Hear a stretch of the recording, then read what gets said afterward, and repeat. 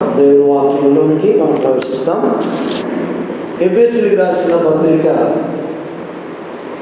మొదటి అధ్యాయం. ఎఫెసీయులకు రాసిన పత్రిక మొదటి అధ్యాయము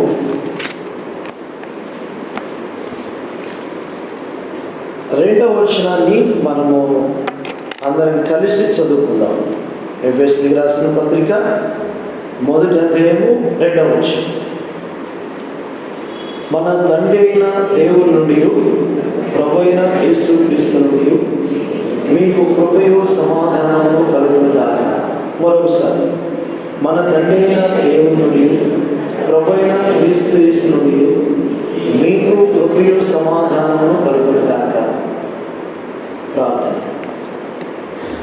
ప్రేమ కలిగిన తండ్రి, కృపగల దేవ యేసు ప్రభువా, చదవబడిన లేఖన భాగంలో నుంచి మీ మాటలు మాకు అనుగ్రహించండి ప్రభా. జీవవాక్కులు మాకు బయలుపరచండి, మాతో మాట్లాడండి, మమ్మల్ని తృప్తిపరచండి, మమ్మల్ని బలపరచండి, మమ్మల్ని జ్ఞాపకం చేసుకోండి. బలహీనమైన దాసులను దేవా మీరే మాతో మాట్లాడి ప్రభు చూపించి మీ స్వరాన్ని వినిపించమని ప్రభా బలహీన దాసును బలపరచమని మీ కృపను మెండుగా కోరుకుంటూ ప్రభు యేసుక్రీస్తు వారి శ్రేష్టమైన ఘనమైన నామములో ప్రార్థించి అడిగి వేడుకుంటున్నాం తండ్రి, ఆమేన్.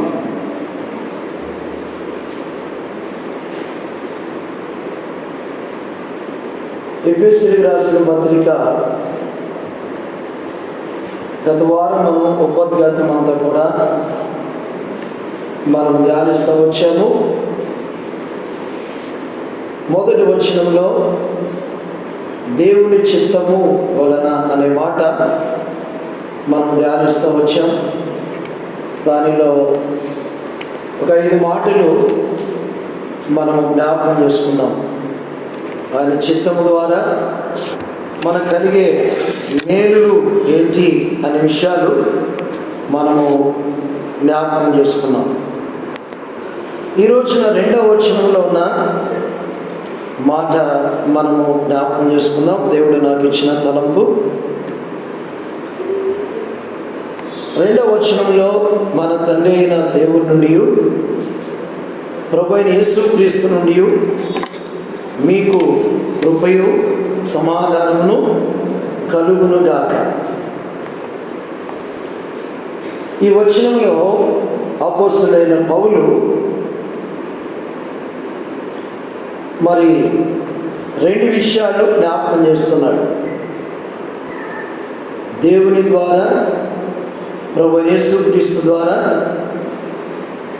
మనకు కలిగే సంగతులు కృపయు సమాధానమును కలుగును గాక. అయితే ఈ భాగాల్లో దేవుడు నాకు ఒక చిన్న మాటను జ్ఞాపకం చేశాడు. ఇవి ఎవరి ద్వారా మనకు కలుగుతాయి అంటే తండ్రి అయిన దేవుని నుండి, ప్రభు అయిన యేసుక్రీస్తు నుండి. అయితే దేవుని వాక్యంలో ఈ వచనంలో మొదటి మాటను దేవుడు నా గమనాన్ని తీసుకొచ్చాడు. తండ్రి అయిన దేవుని నుండి. కాబట్టి ఇక్కడ మన తండ్రి ద్వారా మనకు కృప సమాధానములు దేవుడు అనుగ్రహించాలని కోరుతున్నాడని పౌలు ఈ వచనంలో ఉన్న భావము బయలుపరుస్తున్నాడు. తండ్రి అయిన దేవుడు, ప్రభు అయిన యేసుక్రీస్తు. మన ఈ భాగంలో మరి మనకి తండ్రి ఉన్నాడు కాబట్టి మరి ఆ భాగం మన తండ్రి అయిన దేవుడి నుండి అన్నాడు. అలాగే తండ్రి ఎలాంటి వాడు అనే విషయాన్ని దేవుడి వాక్యంలో కొన్ని మాటలు మనం జ్ఞాపకం చేసుకుందాం. మరి ఈరోజు ఈ 2వ వచనంలో మన అంశం పేరేంటంటే తండ్రి అయిన దేవుడు. ఆయన ఎలాంటి వాడు మన తండ్రి జ్ఞాపకం పెట్టుకుందాం. గత వారంలో దేవుని చిత్తము అనేది మనం ధ్యానించాం. తండ్రి అయిన దేవుడు ఎలాంటి వాడు లేక తండ్రి, చిన్న మాట, మన తండ్రి ఎలాంటి వాడు ఆ విషయంలో రండి దేవుని వాక్యంలో కొరింథీయులకు రాసిన 2వ పత్రిక మొదటి అధ్యాయం. మన తండ్రి ఎలాంటి వాడు అనేది ఈరోజు మన ధ్యానం. మన తండ్రి ఎలాంటి వాడుగా చూడండి. 2 కొరింథీ 1వ అధ్యాయము 3వ వచనం. 2 కొరింథీ 1వ అధ్యాయం 3వ వచనం. కనికరము చూపు తండ్రి సమస్తమైన ఆదరణను అనుగ్రహించు దేవుడు. ఈ భాగంలో అపోస్తలుడైన పౌలు కొరింథీలో ఉన్న ప్రజలకు 2వ పత్రిక రాస్తూ తండ్రి యొక్క ప్రాముఖ్యతను ఇక్కడ కూడా బయలుపరుస్తున్నాడు. తండ్రి యొక్క ప్రాముఖ్యతను మన తండ్రి అయిన ఈ భాగంలో ఏమంటాడంటే, ఇక్కడ కూడా చూడండి, మన తండ్రి అయిన దేవుని నుండి ప్రభువైన యేసుక్రీస్తు నుండి కృపయు సమాధానం మీకు కలుగును గాక. కనికరము చూపు తండ్రి. ఎలాంటి తండ్రి అంటే మొదటి తలంపు కనికరము చూపు తండ్రి. జ్ఞాపకం పెట్టుకోవాలి. తండ్రి ఎలాంటి వాడు? దేవుని వాక్యంలో చూస్తే కనికరము చూపు తండ్రి. మనకి ప్రజలు కూడా జ్ఞాపకం చేస్తూ ఉన్నాడు. కనికరము చూపే తండ్రి అని జ్ఞాపకం చేస్తూ ఉన్నాడు. అందుకని మన యొక్క దేవుడు కనికరము గలవాడు. ఆయన కనికరము కలిగిన తండ్రి.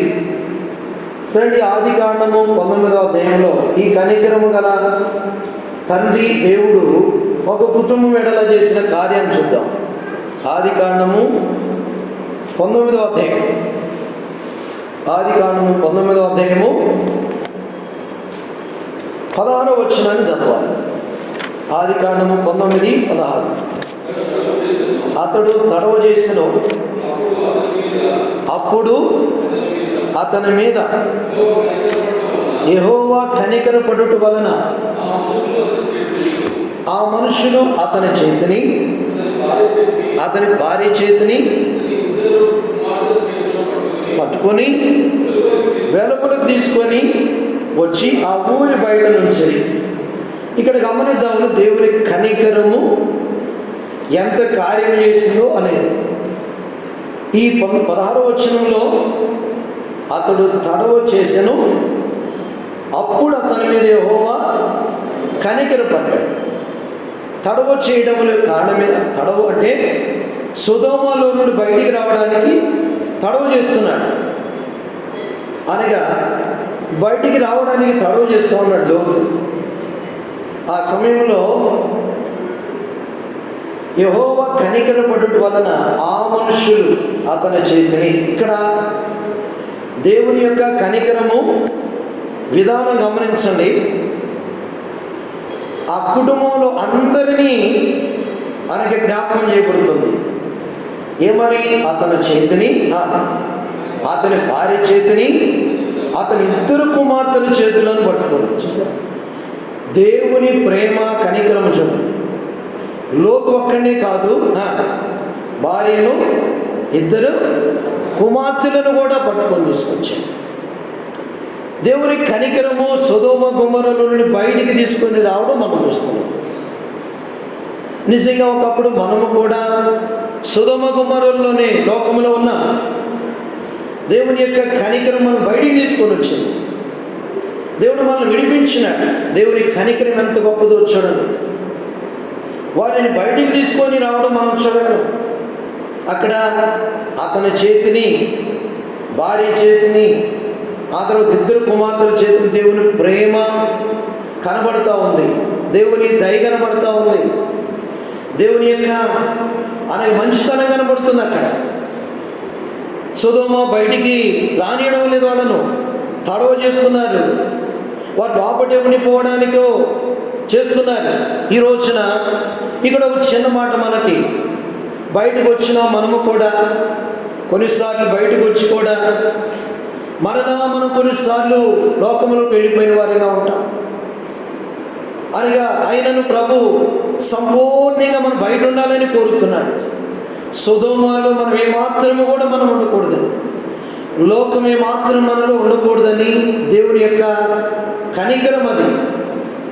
వారు ఉన్నారు అని బయటికి తీసుకొని వచ్చినాడు. అది దేవుని యొక్క దయాలతో మంచితనం కనబడుతూ ఉంది. కొన్నిసార్లు మనం మనలా జారిపోయే ప్రమాదం ఉంటుంది. మరలా మనము వెనకకి వెళ్ళిపోయే వారిగా ఉంటాం. కొన్నిసార్లు ఎక్కడన్నా వెళ్ళిపోయినామా, కొన్నిసార్లు జారిపోయి వెళ్ళిపోతే మరలా ప్రభు అంటున్నాడు, ఈరోజు కూడా దేవుని ప్రజలుగా మనలను సంపూర్ణంగా బయటికి తీసుకురావాలని కోరుతున్నాడు. ఆయన 16వ వచనంలో, అప్పుడు అతని మీద యెహోవా కనికరపడుతూ ఉన్నాడు. దేవుడు ఆ రీతిగా ఆ కుటుంబాన్ని బయటికి తీసుకురావడానికి ఇష్టపడ్డాడు. ఎన్నో పరిస్థితులు వచ్చినాయి, ఆ కనికరమును బట్టే బయటికి తీసుకొని రావడం చూస్తాము. మన జీవితంలో మనం సంపూర్ణంగా బయట ఉండాలని దేవుడు కోరుతున్నాడు. అలాంటి విధానంలో బయటకు వచ్చినప్పుడు దేవుని దీవెనలు మనం పొందగలం. ఇప్పుడు ఆ కనికరములో గమనిద్దాం ఒక మాట. ద్వితీయోపదేశకాండము 4వ అధ్యాయం చూడండి. Deuteronomy chapter 4 verse 31. ద్వితీయోపదేశకాండము 4వ అధ్యాయం 31వ వచనము. కనికరములో మరొక అనగా మేలు చూడండి. అక్కడ జాగ్రత్త గమనించండి. నీ దేవుడైన యెహోవా కనికరము గల దేవుడు కనుక ఆయన చెయ్యి విడవడు వచ్చాడు. చదవండి. నిన్ను నాశనము చేయడు, నిబంధన మర్చిపోడు. చూడండి, 2 సంగతులు ఉన్నాయి. కనికరము కలిగిన దేవుడు ఏం చేయడంటే చెయ్యి విడవుడు, నాశనము చేయడు, నిబంధనను నెరవేరుస్తాడంట. అలాంటి దేవుడు అన్నమాట కనికరం కలిగిన వాడు. అందును బట్టి మనము కూడా ప్రభువుకి సమీపంగా ఉండాలి. కనికరము కలిగిన వాడు కనుక ఆయన నీ చెయ్యి విడవుడు. కొన్నిసార్లు మనం అనుకుంటాం, ఆయన నా చెయ్యి విడిచిపెట్టాడు, నా కుటుంబాన్ని విడిచిపెట్టాడు, నన్ను విడిచిపెట్టాడు, నా జీవితము ఇంక ఎలా అని అనుకుంటాం. కొన్నిసార్లు భయపడుతూ ఉంటాం. కొన్నిసార్లు నా యొక్క పరిస్థితి ఏంటి అని. ద్వితీయోపదేశకాండం 4:31, యెహోవా కనికరము గలవాడు కనుక చెప్పండి, నిన్ను చెయ్యి విడవడు. అనగా మనం ప్రతి అవసరతలో చెయ్యి విడవడు ఆయన. గుర్తుపెట్టుకోవాలి. ఉద్యోగం లేకపోతే ఉద్యోగం ఇచ్చేంత వరకు చెయ్యి విడవడు ఆయన. వివాహం కాలేదంటే వివాహం అయ్యేదాకా చెయ్యి విడవడు ఆయన. ఒకవేళ అనారోగ్యంతో ఉంటే ఆరోగ్యం ఇచ్చేదాకా చెయ్యి విడవడు ఆయన. కాబట్టి మన దేవుడు అన్ని విధములుగా ప్రభు మనతో ఉండేవాడు. ఎందుకు ఆయన చెయ్యి విడవడు చెప్పండి? ఆయన కనికరము గల. అందుకే ఆయన మన చెయ్యి విడవడు, మన కుటుంబాన్ని చెయ్యి విడవడు, సంఘాన్ని చెయ్యి విడవడు. అది ఎన్నో విషయాలు. అందుకని మన యొక్క ధ్యానంలో 2వ వచనంలో, ఎబేసీ 1వ అధ్యాయం 2వ వచనంలో పౌలు జ్ఞాపకం చేస్తున్నాడు. తండ్రి అయిన దేవుని నుండి, ప్రభువు యేసు క్రీస్తు నుండి మీకు కృపయు సమాధానము కలుగును గాక. ఆ తండ్రి ఎలాంటి వాడు అనేది ఆ 2వ వచనంలో తండ్రి యొక్క సుగుణాన్ని బయలుపరుస్తున్నాడు. ఆ తండ్రి యొక్క విధానాన్ని బయలుపరుస్తున్నాడు ఎబేసీలో ఉన్న అనగా పరిశుద్ధులకు. ఆ తండ్రి అనే మాటని జ్ఞాపకం చేస్తున్నాడు. కాబట్టి ప్రభు ఆ మాటని జ్ఞాపకం చేశాడు. మన తండ్రి కనికరము చూపు తండ్రి. 2 కొరింథీ 1:3 ప్రకారంగా కొరింథీలో ప్రజలకు జ్ఞాపకం చేస్తున్నాడు, కనికరము చూపు తండ్రి. అందుకని ఆయన చెయ్యి విడవడు. ఆ కనికరము ఇంకా ఏం చేస్తుందంటే చాలా. ఇంకో మాట చూద్దాం. వచ్చిన మత్తయి సువార్త 14వ అధ్యాయం 14వ వచనం. మత్తయి సువార్త 14వ అధ్యాయం 14వ వచనం చదువు. ఆయన వచ్చి ఆ గొప్ప సమూహమును చూచి, ఈ మాటలు గమనించండి, నిజంగా వారి మీద కనికరపడి. చాలా మాటలు ఉన్నాయి. వారి మీద కనికరపడి. ఎవరి మీద? వారి మీద అంటే 13వ వచనం నుండి చదవాలి ఇప్పుడు మనం. యేసు ఆ సంగతి విని ధోని ఎక్కి అక్కడ నుండి అరణ్య ప్రదేశంలోకి ఏకాంతం వెళ్ళెను.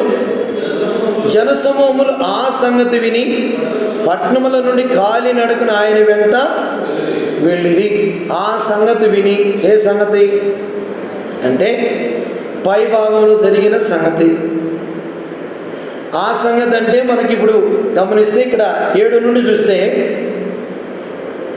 ఏం కనబడుతుందంటే చూడండి, ఇక్కడ యోహాను యొక్క తలను ఏం చేసినారంట?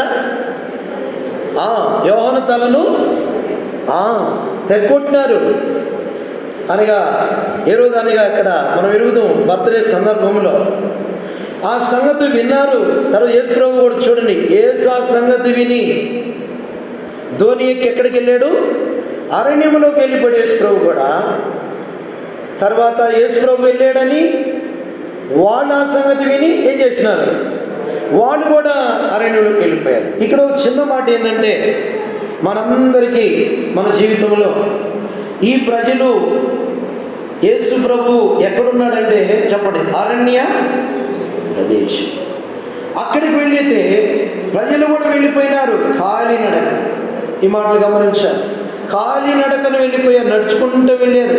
ఆ దినాల్లో ఇక ఏమాత్రం సదుపాయం లేదు, వెహికల్స్. అరణ్యంలోకి వెళ్ళిపోయారు, దారి సరిగా లేదు.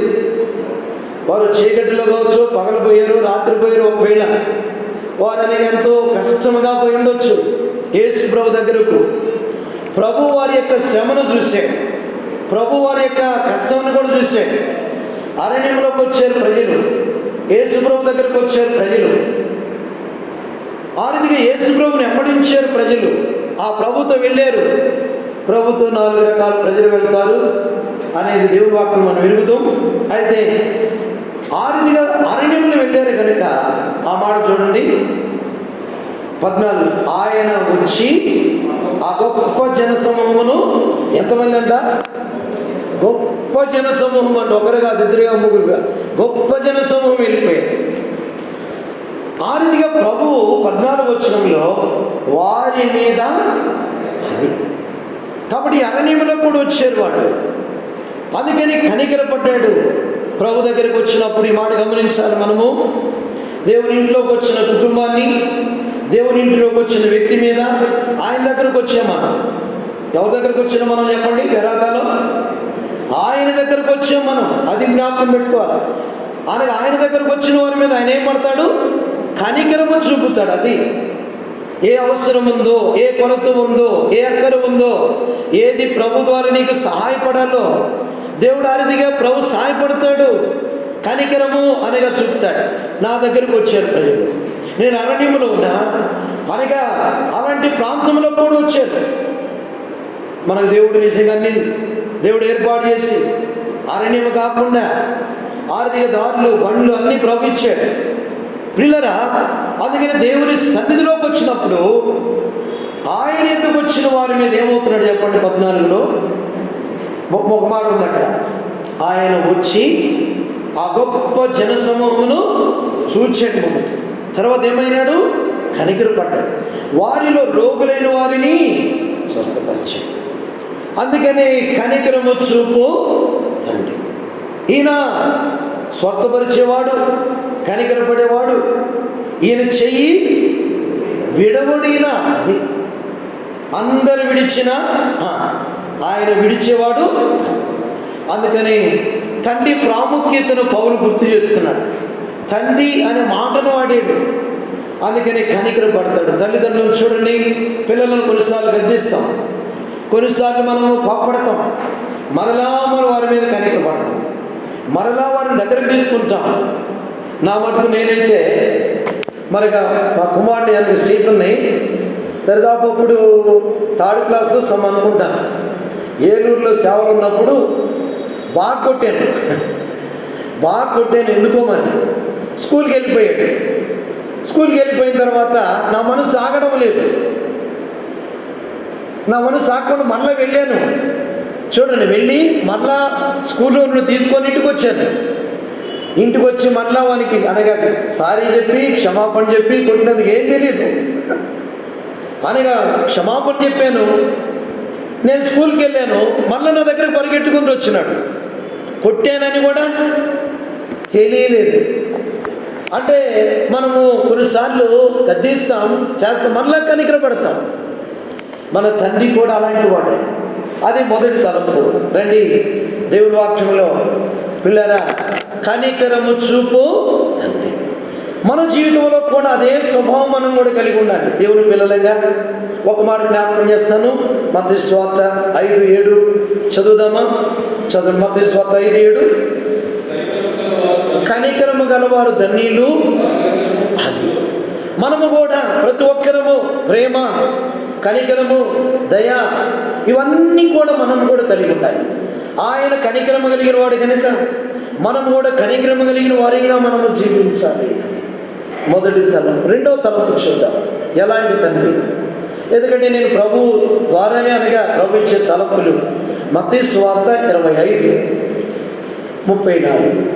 Matthew gospel chapter 25:34. మత్తయి సువార్త 25:34. రెండవది తండ్రి ఎలాంటి వాడు? అప్పుడు రాజు తన కుడివైపునున్న వారిని చూచి, నా తండ్రి చేత ఆశీర్వదించబడిన వాళ్ళారా, రండి, లోకం పుట్టినది మొదలుకొని మీ కొరకు సిద్ధపరచబడిన రాజ్యమును చాలు. రెండవది తండ్రి ఎలాంటి వాడు అంటే ఆశీర్వదించే తండ్రి. నాకు ఏముంది? ఏమని రాయబడింది 34లో? అప్పుడు రాజు తన కుడివైపున వారిని చూసి, నా తండ్రి చేత ఆశీర్వదించబడిన వాళ్ళు.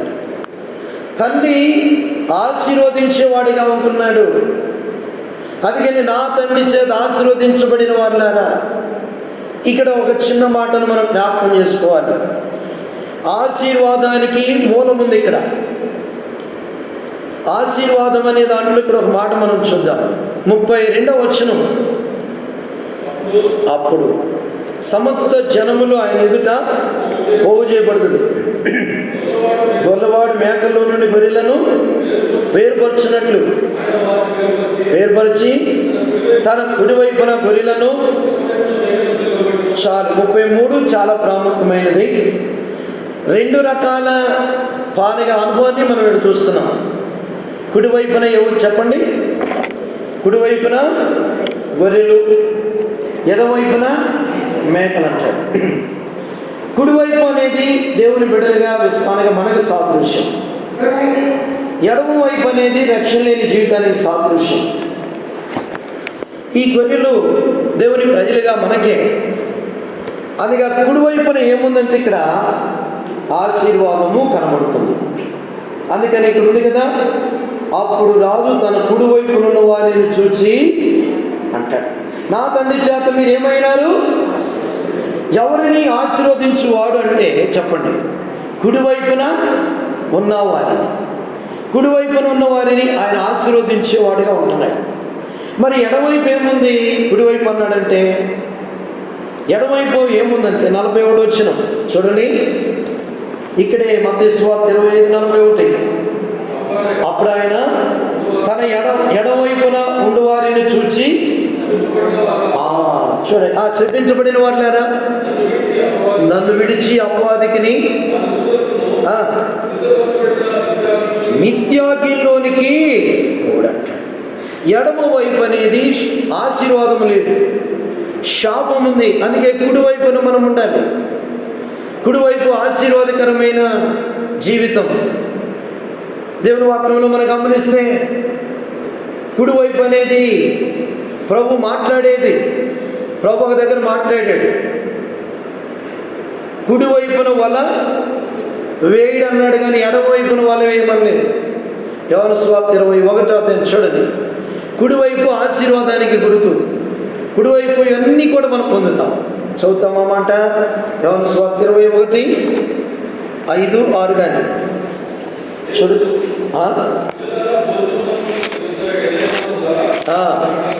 అది కాదు. అప్పుడు ఆయన ధోని కుడి ప్రక్కన ఏమేయాలి? అది మీకు దొరుకునని చెప్పాను. అది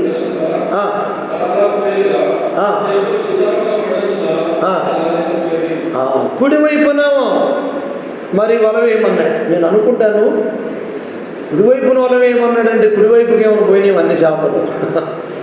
ప్రభు ఏమని చెప్పుకుంటాడేమో, పేతురు వస్తున్నాడు, నేను చేపలు పట్టాలని అనగా వచ్చాడు, అందుకని చెప్పి కుడి ప్రక్కకు పోండి అని ఏమన్నా అన్ని పక్కకు పోయినేమో. పేతురు చాలా తెలివి, చేపలు ఎక్కడ ఉంటే తెలుసు, లోతెందో తెలియదు. పిల్లలు ఎడమ వైపు ఆశీర్వాదం లేదు, కుడివైపు ఆశీర్వాదం. అందుకనే మనకి ఆశీర్వదించబడడానికి కుడివైపు మనం ఉండాలి. అందుకని అక్కడ రాబడి నా తండ్రి చేత చెప్పండి, ఆశీర్వదించబడిన వాళ్ళారా అంటాడు, రండి లోకం పుట్టిన మొదలుకొని మీ కొరకు సిద్ధపరచబడిన రాజ్యం. మనం కుడివైపు ఉన్నామా లేక ఎడవైపు ఉన్నామా అనేది మనం జ్ఞాపకం చేసుకోవాలి. ఆత్మీయంగా ఎదుగుతున్నాము, ఆత్మీయంగా వర్ధిల్లుతున్నాము, ఆత్మీయంగా ఆశీర్వదించబడుతున్నామంటే కుడివైపు ఉన్నాం. ఇంకా ఒకవేళ లేదు అంటే ఎక్కడైనా ఎడవైపుకి పోయినామేమో, లోకంలోకి వెళ్ళిపోయినామేమో, జారిపోయినామేమో మనకు మనమే ఆలోచన చేసుకోవాలి. కొన్నిసార్లు మనం తెలీదు, మనం అలాగే వెళ్ళిపోయి ఉంటాం మనం. అందుకని ప్రభా నన్ను కుడివైపుకి తీసుకురండి. ఈ అనుభవంలోనికి మనం రావాలి. దేవుని ఆశీర్వాదమును సంపూర్ణంగా పొందుతాం. కీర్తనలు 115వ కీర్తన 13వ వచనం. కీర్తన 115, 13 చూడండి. పిల్లల్నేమి పెద్దల్నేమి తన యందు భయభక్తులు గల వారిని యెహోవా, అది రెండు అక్కడ రాయబడింది, పిల్లలు కానీ పెద్దలు కానీ. మనకి ఎవరమైనా పిల్లల్నేమి చెప్పండి, పెద్దలేమి తన యందు, కానీ దేవుని యందు భయభక్తులు కలిగి ఉన్న వారే ఉండాలి. వ్యక్తిగతంగా, కుటుంబముగా, సంఘముగా మనము తన యందు ఏం కలిగి ఉండాలి? మనము భయభక్తులు. ఎప్పుడైతే భయభక్తులు కలిగి ఉంటామో అక్కడ మళ్ళీ చదవండి 14 వచ్చింది, యెహోవా మిమ్మును మీ పిల్లలను ఆశీర్వదించు. ఆయనను భయభక్తులు కలిగి, ఆయన మందిరాన్ని ప్రేమించి, ఆయన వాక్యాన్ని ప్రేమించి, పిల్లలు గమనించండి, దేవుని ఇంట్లో అడుగుపెట్టి వెళితే నెమ్మది, క్షేమము మనం కలిగి ఉంటాం. దేవుని ఇంటిలో అడుగుపెట్టి వెళ్ళినప్పుడు ఎంతో నెమ్మదిని కలిగి ఉంటాం మనం. అలాగా దేవుని ఇంటి ద్వారా ఎన్నో మేలు ఉన్నాయి. కాబట్టి అక్కడ ఏమని రాయబడుతుందంటే, మనం చూస్తున్న మాట అనగా పిల్లలేమి పెద్దలేమి తన యందు భయభక్తులు గలవారిని యెహోవా ఆశీర్వదిస్తాడు. ఆర్థిక దేవుడు సంపూర్ణంగా బలపరచగలడు. దీవించబడే అనుభవంలోకి వస్తాం. ఆదికాండం 26వ అధ్యాయం 12వ వచనం.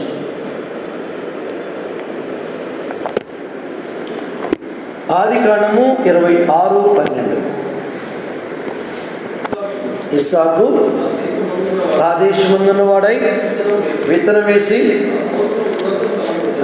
ఇక్కడ గమనించండి 12 వచ్చింది. ఇస్సాకు ఆదేశమందున్న వాడై, ఏ దేశమందు? ఆదేశమందున్న వాడై, గెరారు దేశమందున్న వాడై. అది గమనించింది. ఇస్సాకు ఐగుప్తుకు వెళ్ళాలని అనుకున్నాడు 26వ అధ్యాయంలో. కరువు వచ్చిందని అనుకున్నప్పుడు దేవుడు చెప్పాడు 2వ వచనంలో, చదవండి 2వ వచనం. అక్కడ యెహోవా అతనికి, నీవు ఐగుప్తులోనికి వెళ్ళక నేను నీతో చెప్పు దేశమందు, నేను ఏ దేశం చెప్తాను ఆ దేశంలో ఉండు. ఒకవేళ గెరాల్లో కరువు ఉందని, కష్టం ఉందని ఒకవేళ ఐగుప్తుకు వెళ్తున్నావేమో, నేను చెప్పిన స్థలం నుండు, నేను నిన్ను దీవిస్తా, నేను నిన్ను ఆశీర్వదిస్తా. అది కాబట్టి మన జీవితంలో ఆయన మాట విన్నప్పుడు, ఆయనకు లోబడినప్పుడు దేవుడు ఏం చేస్తాడంటే అనగా మార్చివేయగలిగిన వాడు. గత ఆదివారం మనం చూసాం. ఆయన సమస్తమును ఏం చేయగలిగిన వాడు? శాపం ఆశీర్వాదముగా మార్చేవాడు. ఇప్పుడు ఆయన ఐగుప్తులోకి వెళ్ళాలనుకున్నప్పుడు ప్రభు అన్నాడు, నువ్వు ఐగుప్తులోనికి నేను చెప్పిన స్థలములో ఉండు, ఈ దేశమందు 3వ వచనం చదువుదాం. పరవాసిపై ఉండుము, నేను నీకు తోడైండి నిన్ను. అది ఇస్సాకు ఇక్కడ గమనించండి. 12వ వచనం 13 వచనాలు చాలా ప్రాముఖ్యమైనవి. ఇస్సాకు ఆ దేశముందు ఉన్నవాడే విత్తనం వేసి ఆ సంవత్సరం 100 అంతల ఫలము. ఏ సంవత్సరము? దేవుడు చెప్పిన సంవత్సరం, దేవుని మాట విన్న సంవత్సరం. ఆ గెరారిలో 100 అంతల ఫలం. ఇలా నేనైనా మనమైనా ఆయన మాట విన్న వారు అనగా 100 అంతల అనుభవం. ఇక్కడ ఇంకొక మాట నేను జ్ఞాపకం చేస్తా. క్రొత్త నిబంధనలో కూడా ఉంది ఈ అనుభవం. పాత నిబంధనలో ఇక్కడ, క్రొత్త నిబంధనలో 3 స్థాయిలు ఉన్నాయి. ఏంటి? 30 అంతలు, 60 అంతలు, 100 అంతలు. మనం మత్తయి సువార్త, లూకా సువార్త మార్పు చూడవచ్చు. మనం ఉంది కదా 30 అంతలు. చూడండి మాట తొందరగా చదవండి, తెలిసినాడు ఊరికి అట్ట వచ్చిన మాత్రమే. మనకి స్థాయిలు ఉన్నాయి.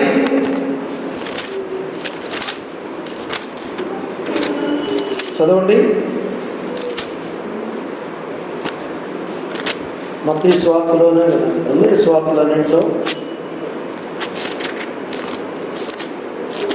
లూకా సువార్తలో కూడా ఉన్నాయి. మార్కు సువార్త 4:20 చదవండి. 4:20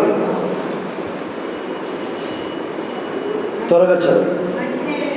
మంచి నేల నెత్తబడిన వారు ఎవరనగా వాక్యము విని దానిని అంగీకరించి 30 అంతలు గాను, 60 అంతలు గాను, 100 అంతలు గాను. ఈడ ఫలించాలంటే కూడా 30, 60, 100. అక్కడ ఇంకో మాట ఉంది. 2 మంచి నేలను విత్తబడిన వారు ఎవరనగా వాక్యము విని దానిని ఏం చేయాలట? అది వినాలి, అంగీకరించాలి మనం దాన్ని. ఇక్కడ నుండి బయలువెడిన మాటలు మనం అంగీకరించాలి. అయితే ఇంకొక మాట కూడా, మంచి నేలగా మన హృదయం ఉండాలి. మన హృదయం ప్రభువుకి అనుకూలంగా ఉండాలి. అప్పుడు దాని వాక్యం వినాలి, తర్వాత ఏం చేయాలండి? అంగీకరించాలి దాన్ని. అప్పుడు 30, చెప్పండి, 60, 100. ఇస్సాకు అలా లేడిక. ఇస్సాకు ఇప్పుడు 30లో లేడు, 60లో లేడు, డైరెక్ట్ 100. ఇప్పుడు మన స్థాయి ఏంటి అంటే మన యొక్క జీవితంలో మన స్థాయి 30లో ఉన్నామా, 60లోకి వచ్చామా, 100లోకి వచ్చామా లేక అనేది మనకు మనమే. కొన్నిసార్లు 100 నుంచి కూడా డౌన్ అవుతాం, బీపీ. కొన్నిసార్లు మన ఆత్మీయ జీవితాన్ని మనకు మనమే ఆత్మీయంగా 30లోకి వెళ్ళామా, 60లోకి వెళ్ళామా, 100లోకి వెళ్ళామా. అది ఇస్సాకు అయితే ఆయన ఎట్లున్నాడు చెప్పండి? 100 అంతలుగా ఫలించాడు. ఆ మాట చాలా నాకు నచ్చింది అనమాట. చదవండి, ఇక్కడ చదవండి. ఇస్సాకు ఆ దేశముందున్న వాడై విత్తనం వేసి ఆ సంవత్సరము 100 అంతల ఫలము పొందాడంటే సంపూర్ణంగా విధేయత చూపించాడు ఇస్సాకు. ప్రభువుకి మాత్రము కూడా అనగా బాధ వేదన కలిగించకుండా సంపూర్ణంగా చూపించాడు. ప్రభా ఎరాల్లో ఉంటాడు అన్నాడు. ఆ విధేయత చూడండి ఆశీర్వాదములకు మూలమైపోయింది. 100 అంతలు ఎంత చెప్పండి? ఇప్పుడు 13 చదువుతారు త్వరగా. అతడు మిక్కిలి క్రమక్రమంగా అభివృద్ధి పొందుతూ వచ్చి. నేడు ఇంకొక మాట, మనం అభివృద్ధి ఎలా పొందుతాం? మనము క్రమక్రమముగా మనం పొందుతాం. ఒక్కసారే పైకి వెళ్ళిపోలేము మనం, ఒక్కసారే మనం పైకి వెళ్ళలేము. క్రమక్రమముగా అభివృద్ధిలోకి వస్తాం. అందుకనే మనము కూడా దేవుని సన్నిధిని క్రమముగా మనం కలిగి ఉండి క్రమముగా అభివృద్ధిలోనికి మనము రావాలి. హెబ్రోన్లో ఉన్నప్పుడు మేము అంతే కదండి, అనగా ఊడ్చేవాళ్ళు. ఫస్ట్ మమ్మల్ని అలా పెట్టారు. ఫస్ట్ చెప్పులు స్టాండ్ ఉండేవాళ్ళు. ఆ తర్వాత అనగా మరి నెట్టెల్ని కడగడం, చాలా చేసినాం. ఇంతంత లోతుగా దిగినాం మోరీల్లో. ఆ తర్వాత ఆరుదిగా మార్కెట్, తర్వాత గ్యాస్ దగ్గర అన్నీ, తర్వాత దైవజనుల దగ్గర, అగస్టిన్ గారి దగ్గర, భక్ష్యాంకుల దగ్గర కూడా తీసుకోవాలనుకొని మా అమ్మన్నాడు కనుక మళ్ళా అగస్టిన్ గారి దగ్గరికి పంపించారు. అట్లా పిల్లల క్రమక్రమం అన్ని విషయాల్లో దేవుని ఇంట్లో కూడా మనం అలాగనే అన్ని విషయాల్లో అలాగే మనం ప్రభు పని రావడం ఆశీర్వదించబడతాం. క్రమక్రమముగా ఏం చేస్తాడు మన ప్రభు తెస్తాడు. అది 3వ మాట చూద్దానండి. మన తండ్రి అలాంటి వాడు. రండి మత్తయి సువార్త 7:11. మత్తయి సువార్త 7వ Matthew Gospel chapter 7 verse 11. మత్తయి సువార్త 7:11. మత్తయి సువార్త 7వ అధ్యాయము 11వ వచనం. మీరు చెడ్డవారయుండి పరలోకమందున మీ తండ్రి తన అడుగువారికి అంతకంటే ఎంతో నిత్యము మంచి ఈవులనిచ్చును. ప్రభు ఇచ్చిన మాట. మూడవ మాట, ఇక్కడ ఒక పేరు పెడదాం మన తండ్రికి. ఏం పెడదాం చెప్పండి మీరే? మంచి ఈవులనిచ్చు తండ్రి. కాబట్టి తండ్రి సామాన్యమైన వాడు కాదు. అందుకే తండ్రిని గుర్తు చేసేలా వచనంలో పౌలు తండ్రి అయిన దేవుని నుండి, ప్రభు అయిన యేసుక్రీస్తు నుండి అంటాడు. అనగా ఈ తండ్రి కనికరం చూపువాడు, ఈ తండ్రి ఆశీర్వదించువాడు. చెప్పండి, ఈ తండ్రి మంచి ఈవులు జ్ఞాపకం పెట్టుకోవాలి. మనం దేవుడు మంచి ఈవులు ఇచ్చేవాడు అనమాట ఈయన. అందుకని ఆ రాయబడిన మాట ఏమైందంటే, మనం ఏమి ఇస్తామంట చెప్పండి? మీరు చెడ్డవారయ్యుడియు మనం అంట ఇండియు మీ పిల్లలకు మంచి ఈవులు నేను ఎరిగి. మనం చెడ్డవారమే అయినా మన పిల్లలకు మంచి ఇవ్వాలనుకుంటాం. నిజంగా మన పిల్లలకు మంచి స్టడీ ఇవ్వాలనుకుంటాం, మన పిల్లలకు మంచి ఒక నివాసం అనుకుంటాను. మన పిల్లలకి ఏదో మంచి. చెడ్డవారమే అనుకుంటే ఆయన మంచి, ఆయన ఇంకా ఎంత మంచి అనుకుంటాడు ఆయన మనకి. అది కాబట్టి ఆయన మంచి ఈవులను ఇస్తాడు. ఆయన దేవుడు మన అవసరతను ఎరిగి, మన అక్కరని ఎరిగి మంచి ఈవు ఇవ్వాలంటే ఒక మాట మనం చూద్దాం. కొలస్సీ 2:3 ఆయన ఎందే గుప్తము నాకు అన్నీ ఆయన దగ్గర ఉన్నాయట. చూడండి, కొలస్సీ 2:3. కొలస్సీ 2:3 ఒక చిన్న మాట ఉంది, చదవండి చక్కగా. బుద్ధి జ్ఞానముల సర్వ సంపదలు. అది ఇంకా అక్కడ అన్నీ ఉన్నాయి. బుద్ధి జ్ఞానములు సర్వ సంపదలు ఆయన దగ్గర అన్నీ ఉన్నాయి. ఆయన ఇచ్చేవాడు, ఆయన మనకి అన్నిటిని ఇచ్చేవాడు. ఇంకో మాట చూద్దాం, కీర్తన 145 16వ వచనంలో ఒక మాట ఉంది. కీర్తనలు 145:16. నీవు నీ గుప్పెలను విప్పి అదని ప్రతి జీవి కోరికని. ఈ మాట గమనించండి, ఆయన తృప్తిపరచుచున్నాడు. ఆయన గుప్పెలు విప్పుతాడు. ఈ మాట కాడికి వస్తే ప్రతి జీవి కోరిక ఏది కావాలో గుప్పెట్లో నుండి తీసుకోవడమే. అడుగుడు మీకు అంతే. ఆయన గుప్పెలు విప్పుతాడు. అంతే, చాలా ఉన్నాయి. ఇక్కడ పైన చదివితే మనం 14 నుంచి అనుకుంటాం. చదవండి, 13, 14, 15.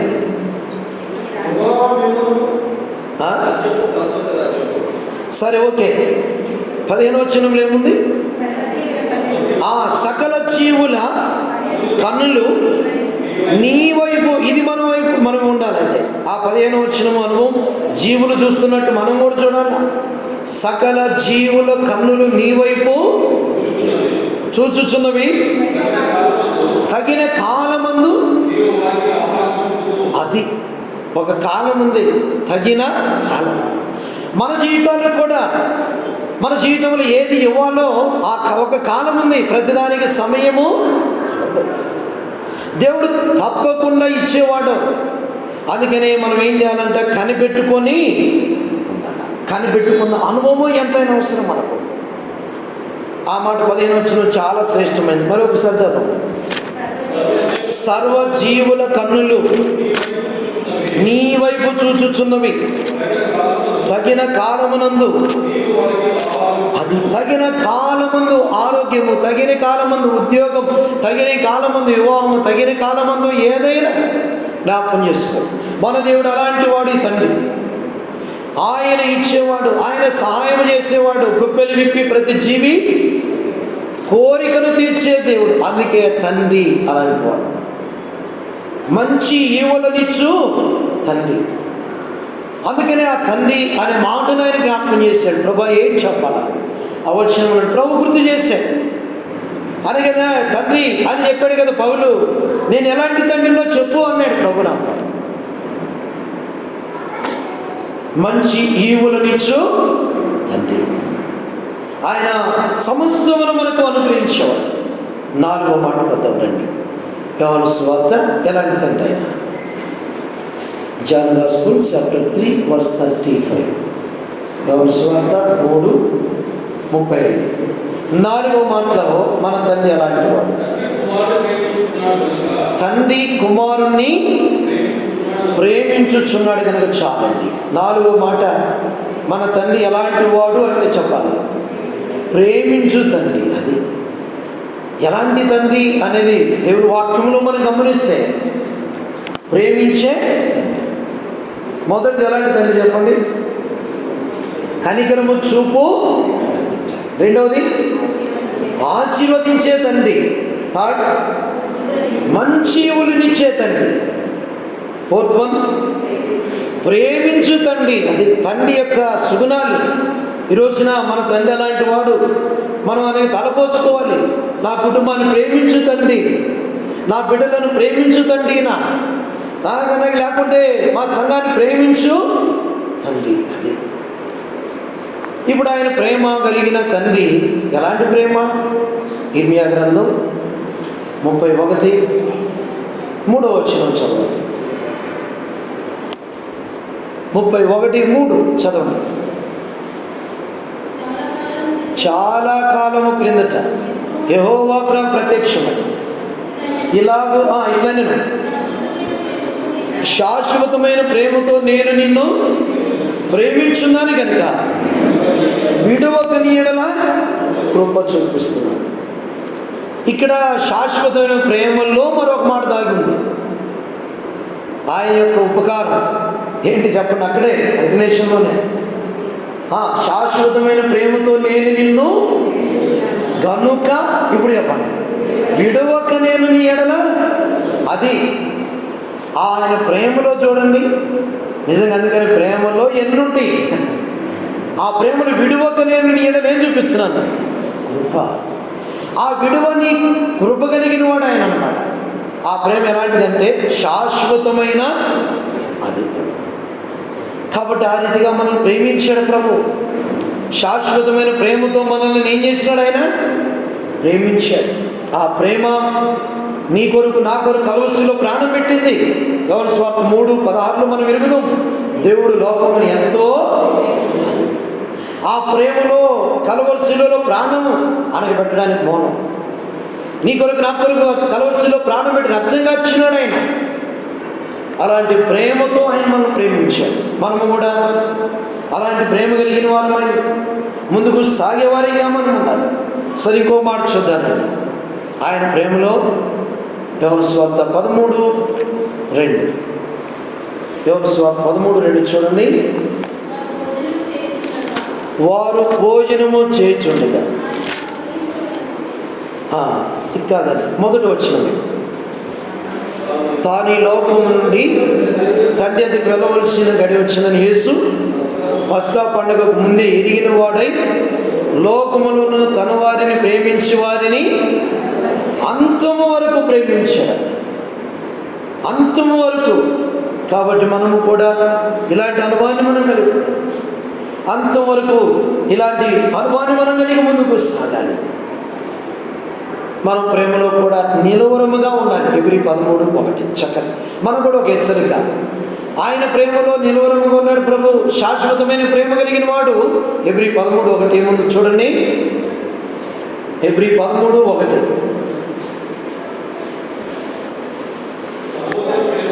సహోదర ప్రేమ నిలువరముగా ఉండనేది. అక్కడ సహోదరుడైనా సహోదరైనా మనమందరం ఒకటే. కనుక ప్రేమ ఎక్కడుండాలని చెప్పండి? నిలవరముగా ఉండాలంటాడు. అనగా ప్రభువును ప్రేమించే దాంట్లో ప్రేమ నిలవరంగా ఉండాలి. వాక్యాన్ని ప్రేమించిన వాళ్ళు మన ప్రేమలో నిలవరంగా ఉండాలి. మనం ప్రభు ఇంటిని ఇలాంటి అన్నిటిలో మన ప్రేమ ఎట్టు ఉండాలంట? నిలవరముగా. కొన్నిసార్లు మన జీవితాల్లో నిలవరముగా లేనప్పుడు మనం అనగా దేవుని వాక్యంలో మనం చూడగలం. పౌలు అంటాడు, ప్రేమ లేని వాడనైతే వ్యర్థుడనే అంటాడు. కాబట్టి మనం ప్రేమలో నిలవరముగా మనం ఉందాం. ఆర్థిగా ప్రభుని హత్తుకొని ఉందాం. ప్రభు వాక్యాన్ని ఇలాగా ప్రేమించు తండ్రి. అలాగ మనము కూడా ఈ అనుభవాన్ని, తండ్రి లాంటి అనుభవాన్ని మనం కూడా కలిగి ఉందాం. ఈ లక్షణాలు మనం కలిగి ఉందాం. దేవుని వాక్యంలో రాయబడి ఒక మాట మనం ఎరుగుదాము. పూర్ణ మనసుతోనూ, పూర్ణ ఉదయముతోనూ, పూర్ణ వివేకం. మత్తయి సువార్త మనకు అన్ని రావట్లేదండి. మత్తయి సువార్త 22:37 ఎన్ని మాటలు ఉన్నాయి చూడండి. అక్కడ ఎట ప్రేమించాలి మన ప్రభుని? అందుకైనా నీ పూర్ణ హృదయంతోను, నీ పూర్ణ ఆత్మతోను, నీ పూర్ణ మనసుతోను ప్రభువును ప్రేమించాలి. ఎన్ని ప్రేమలు ఉన్నాయి ఇక్కడ చెప్తారా? మనకి ఎన్ని ప్రేమలు ఇచ్చాడు? ఇక్కడే ఉన్నాయి. ఏంటి ఆలోచన చేస్తున్నారు? ఎన్ని ప్రేమలు అంటే కాదు, ఒకటి ప్రభుని ప్రేమించాలా, రెండవది నిన్ను వలే. అంతే, రెండు విషయాలే మనకి ఆజ్ఞలు. ఏంటి? ప్రభుని ప్రేమించాలా, నిన్ను వలే నీ పొరుగు. ఈ రెండు ఆజ్ఞలు ప్రభు మనకి ఇచ్చాడు. చూడు 40 వచనం. ఎన్ని ఆజ్ఞలు చెప్పండి త్వరగా. ఈ 2 ఆజ్ఞలు ధర్మశాస్త్రం అంతటికి ప్రవక్తలకు ఆధారమై ఉన్నవని అతనితో చెప్పాడు. 2 చాలు అన్నాడు. పాత నిబంధనలు ఎన్ని ఇచ్చాడు? అదే సంగతి. ఇక్కడ 2, ఎందుకంటే మీరు ఇది చేయలేరని. 10 చేయలేమని 2 ఇచ్చినాడు. ఆ 2 కూడా చేయలేము. కొన్నిసార్లు ప్రభువుని ప్రేమించలేము, నిన్ను అని నీ పొరుగువాన్ని. కాబట్టి మన జీవితం ప్రేమలో నిలవడం ఉండాలి. ఒక మాట చెప్పాలి. యోహాను సువార్త 15:9 జ్ఞాపకం పెట్టుకోండి. చివరి మాట చెప్పి ముగిస్తాను. యోహాను సువార్త 15:9లో నా ప్రేమ యందు నిలిచి. చదవండి అన్నమాట.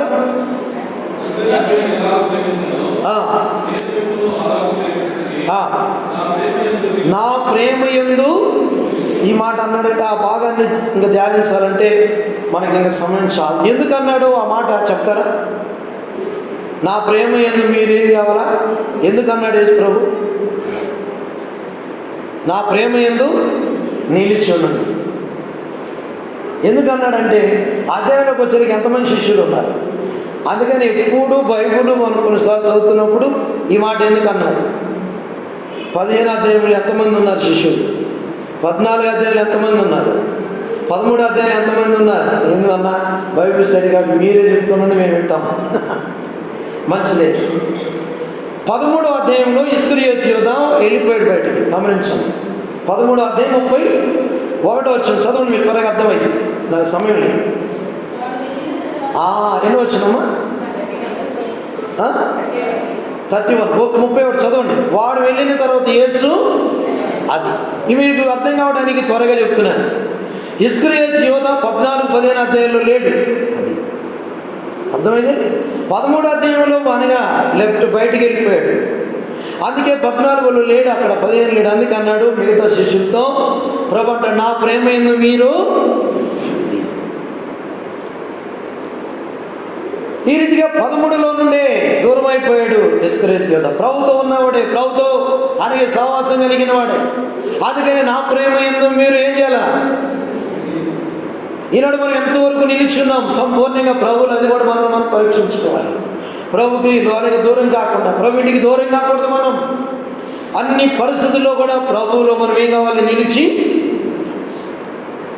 అందుకు 15వ అధ్యాయం మనం ధ్యానించినప్పుడల్లా మీరు గుర్తుపెట్టుకోండి, ఇస్కరియోతు యూద అక్కడ లేవు. ప్రతి భాగానికి మనం ధ్యానిస్తూ వస్తే చాలా విషయాలు ఉన్నాయి. రెండు చివరి మాట చెప్పి ముగిస్తాను. మత్తయి సువార్త 6:14. 5వది మన తండ్రి ఎలాంటి వాడు అనే మాట జ్ఞాపకం చేసుకున్నాం. 5వది మన తండ్రి ఎలాంటి వాడు. మత్తయి సువార్త 6:14 చదవండి. మనుషుల యొక్క అపరాధములను మీరు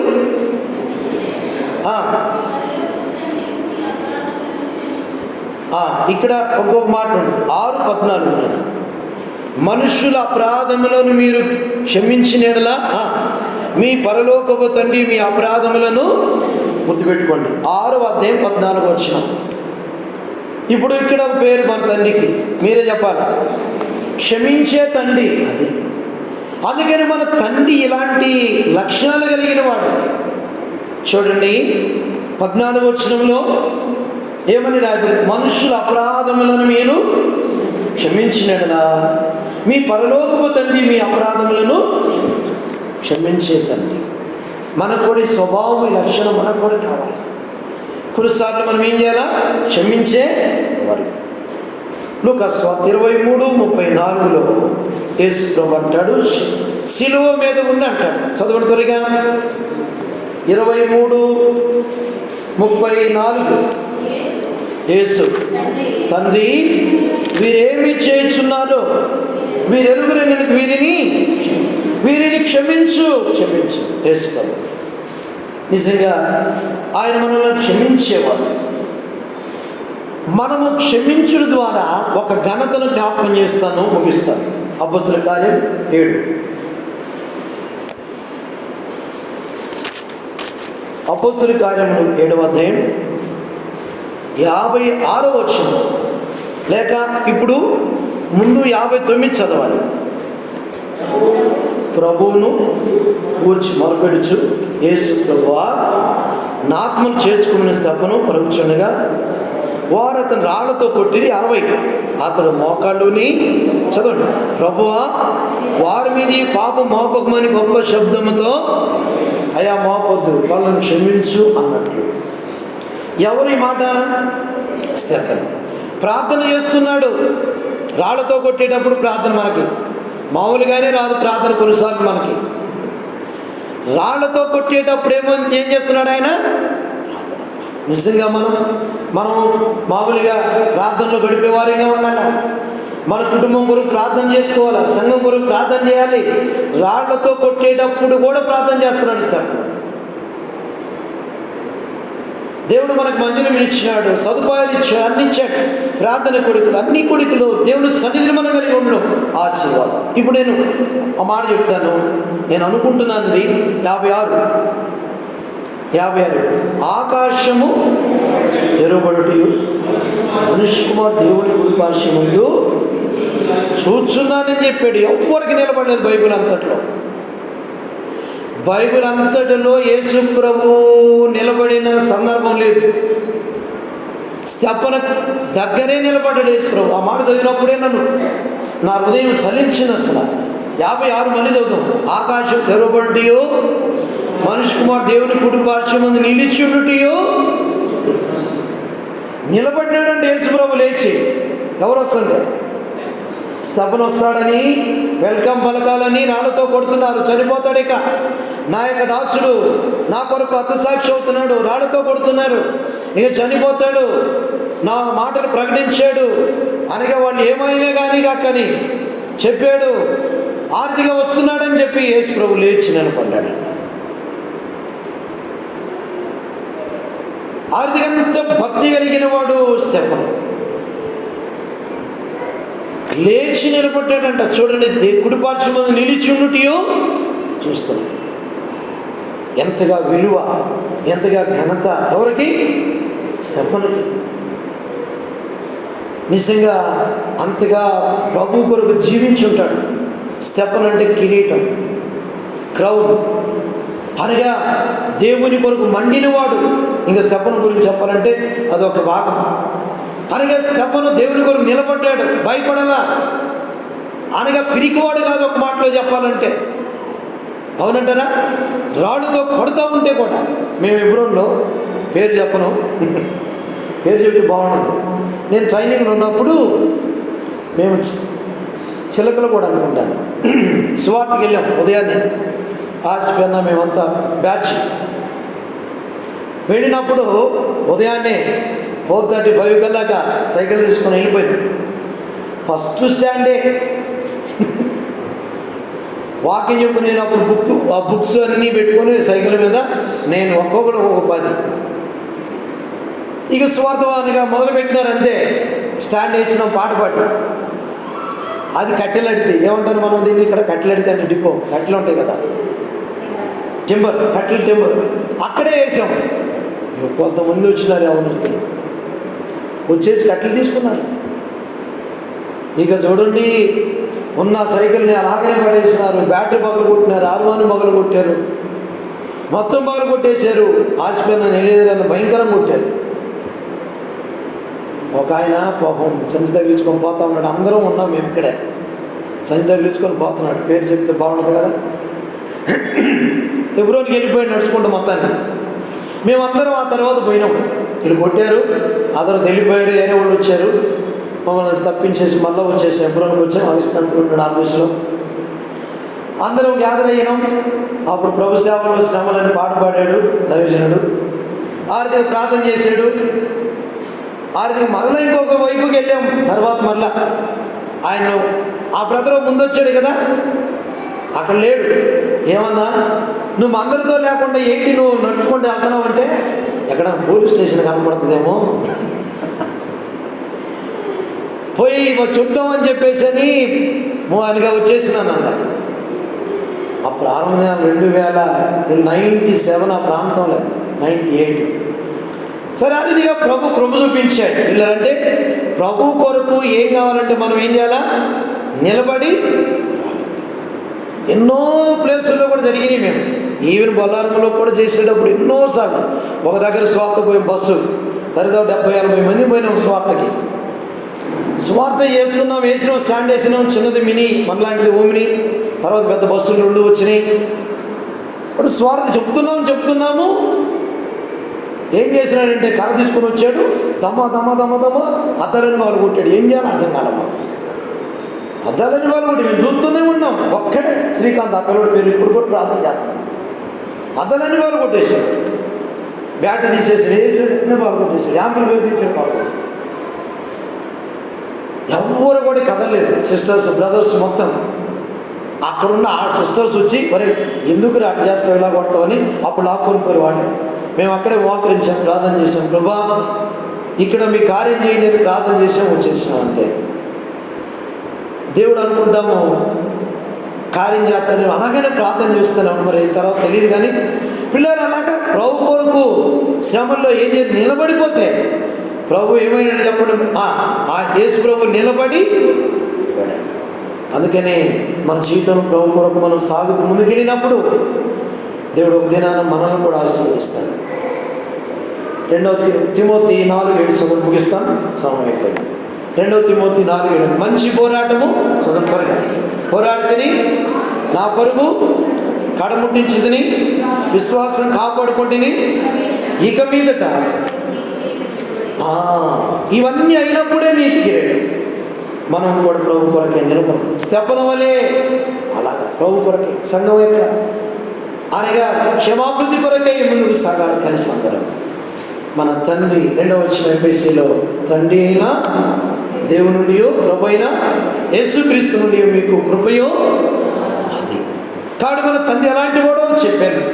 ఎలాంటి వాడు చెప్పండి? కనికరం చూపు, ఆశీర్వదించే, మంచి ఈవులనిచ్చు, ప్రేమించు, క్షమించే ఆనందంలో మనం కూడా ఉంటున్నట్లు మన ప్రభు మనల్ని ఆరాధనగా ఆశీర్వదించుగాక. ప్రేమ కలిగిన పరలోక తండ్రి, కృపగల దేవ యేసు ప్రభు, మీ ఘనమైన వందనాలు, స్తోత్రాలు. రాత్రికాల సమయంలో ప్రభు ఎఫెసీ 1వ అధ్యాయం 2వ వచనం ఎఫెసీ పత్రిక ధ్యానంలో మీరు మాకు నూతనముగా మీరు మాకు అనుగ్రహించారు ప్రభా. ఈ దినం ప్రభా మరి ఈ రీతిగా తండ్రి క్షమించే తండ్రి, ఆశీర్వదించే తండ్రి, కృప చూపు తండ్రి, మంచి ఈవులనిచ్చు తండ్రి ప్రభా. ఎంత మంచి తండ్రి ఓ బయలుపరిచాడు. నన్ను అలాగ ఉంచండి, మమ్మల్ని ఉంచండి ప్రభా. ప్రతి కుటుంబాన్ని, ప్రతి ఒక్కరిని బలపరచండి. దినదినం ఇంకా అనేక మందితో మీ వాక్యాన్ని సంపూర్ణంగా హృదయం నింపుకోవడానికి నడిపించి ప్రతి కుటుంబం అక్కర తీర్చండి, అవసరం తీర్చండి. డ్యూటీలో తోడుగుండండి ప్రభా. ప్రభావిది ఇంకా యవనస్తులు, పిల్లలు, పెద్దలందరినీ జ్ఞాపకం చేసుకోమని, మిమ్మల్ని ప్రేమించిన ప్రతి ఒక్కరిని దీవించమని, తిరుగు ప్రయాణం తోడుగొనమని ప్రభువు యేసుక్రీస్తు వారి ఘనమైన నామములో ప్రార్థించి అడిగి వేడుకొనుచున్నాము తండ్రి. ఆమేన్. మన తండ్రి దేవుని ప్రేమ, ప్రభువు యేసుక్రీస్తు వారి కృప, పరిశుద్ధాత్మ అనే సావాసం చెరొచ్చిన మనందరికీ సదాకాలం ప్రభుత్వం నడిపించును గాక. ఆమేన్.